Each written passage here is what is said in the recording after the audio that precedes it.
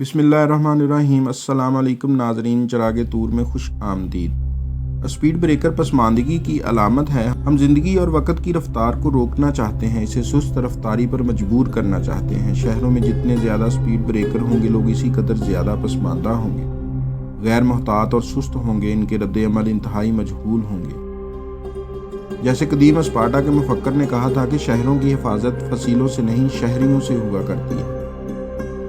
पत्थर चूने की दीवारों से नहीं, शहरियों के हौसलों से होती है। तो स्पार्टा के लोगों ने फसीलें गिरा दी और स्पार्टा ने एक अरसे तक कौमों पर हुकूमत की। बैना शहरियों की हिफाजत स्पीड ब्रेकर से नहीं, बल्कि इनकी जहनी मुस्तैदी और अमली इस्तेदाद से होती है। वरना कछुआ तो मजबूत तरीन खोल में भी मर जाता है। सारे ब्रेकर्स तोड़ डाले, शहरी मोहतात, पाबंद, होशियार और चुकन्ना हो जाएंगे। ये ब्रेकर्स नहीं, नारवा तहफ़्फ़ुज़ का एहसास। ये हमारी अना की लाशऊरी तस्कीन है। स्पीड ब्रेकर अलामिया है जहालत का, शहरियों की जहनी पसमानदगी खौफ का, जबकि खौफ जबिल्लत है और जबिल्लत हैवानियत है।